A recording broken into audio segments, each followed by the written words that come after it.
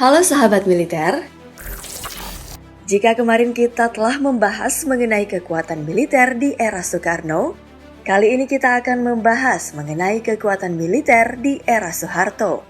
Kedua presiden ini dianggap oleh rakyat sebagai presiden hebat. Soeharto, presiden kedua Indonesia, menjabat dari tahun 1921 hingga tahun 1998.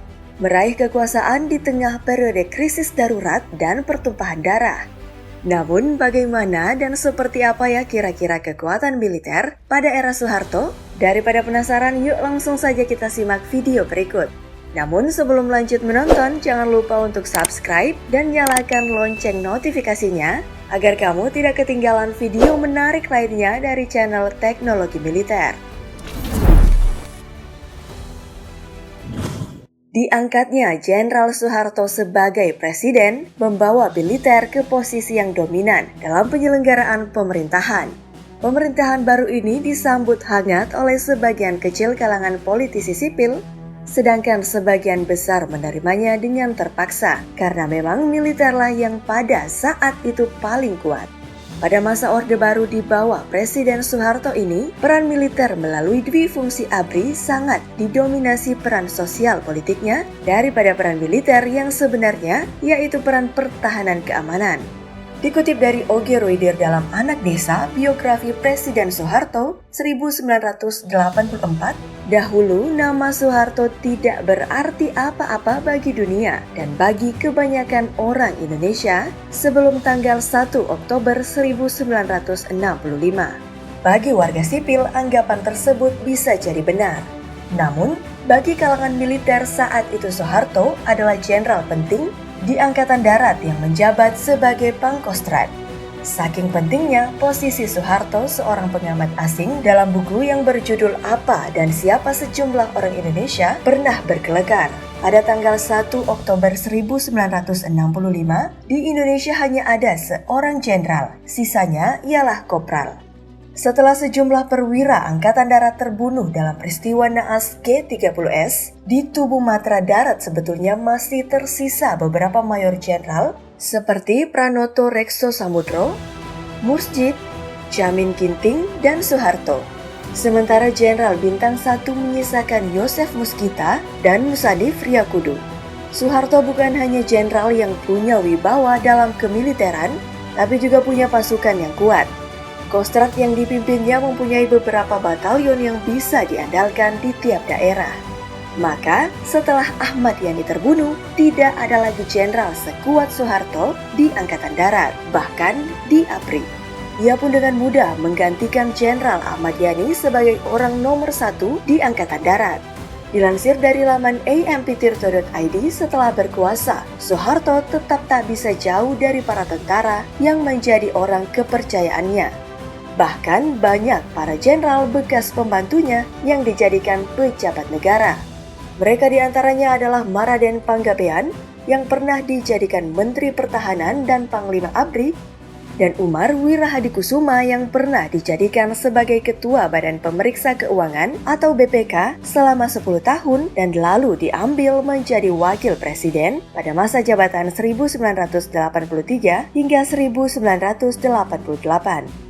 Setelah bergantinya Presiden Insinyur Soekarno, Indonesia mulai berpaling dari Rusia dan Cina dan melirik Amerika Serikat. Termasuk di bidang militer, Presiden yang baru yakni Jenderal Soeharto pada saat itu mendekati Amerika Serikat untuk meningkatkan kekuatan TNI. Saat bertemu dengan Presiden Amerika Serikat, Richard M. Nixon di Gedung Putih, setelah 2 tahun sejak diangkat menjadi Presiden oleh MPRS, Soeharto berbicara tentang kondisi persenjataan militer Indonesia. Soeharto menyebut alutsista asal Rusia terlalu membebani TNI. Beliau menganggap pemeliharaan peralatan dari Rusia menjadi masalah besar. Tidak adanya suku cadang dan kesulitan-kesulitan lain yang paling parah dirasakan oleh TNI Angkatan Laut dan Angkatan Udara. Dilansir pada laman detiknews.com, dalam dokumen Indolix, Soeharto mengatakan dengan mengimpor senjata dari Rusia dan Cina, kedua negara ini menjadi tahu kelemahan Indonesia. Sementara Rusia dan Cina saat itu menjadi ancaman yang mengkhawatirkan bagi Indonesia. Di depan Richard Nixon, Soeharto mengaku sudah berbicara dengan Laksamana McCain mengenai ancaman dari kedua negara komunis tersebut. Namun katanya pimpinan militer Indonesia belum memiliki rencana besar dan tenaga yang strategis. TNI hanya ingin meningkatkan kemampuan militer secara bertahap. Soeharto juga mengaku telah membahas program militer Indonesia itu dengan Duta Besar Amerika Serikat untuk Republik Indonesia. Namun, Soeharto tampaknya masih enggan untuk meminta bantuan langsung kepada Richard dan Nixon, yakni Presiden ke-37 Amerika Serikat dalam pertemuan tersebut.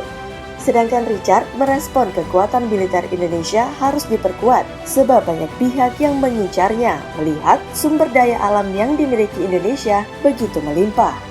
Selama Presiden Soeharto memimpin dan berkuasa, salah satu citra yang terbentuk dari kepemimpinan Soeharto adalah ketegasan dalam memimpin negara ini. Ketegasan sikap kepemimpinan Presiden Soeharto ini kemudian menjadi sorotan dunia. Bagaimana beliau memimpin negara kesatuan Republik Indonesia yang multiras dan multiagama. Begitu juga dengan kiprahnya di ajang internasional yang mampu mengatasi berbagai permasalahan negara-negara berkembang anggota gerakan non-blok. Kepemimpinan Soeharto juga tercermin dalam Organisasi Kelompok Negara-Negara Islam atau OKI, dalam forum kelompok negara-negara ASEAN, APEC, dan lain-lainnya.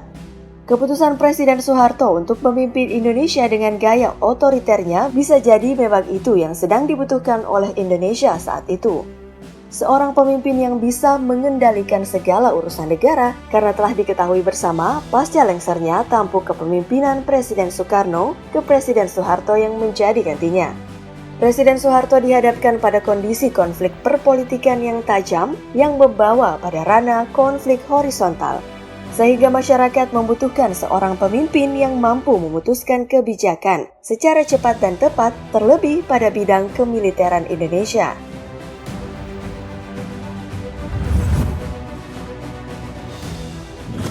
Nah, sahabat militer, sekarang udah pada tahu kan seperti apa sih kekuatan militer era Soeharto? Semoga ulasan tadi menambah wawasanmu. Yuk like dan share video ini agar semakin banyak orang yang mendapatkan informasi menarik dari teknologi militer. Jangan lupa tinggalkan komenmu di bawah. Sampai jumpa di video selanjutnya.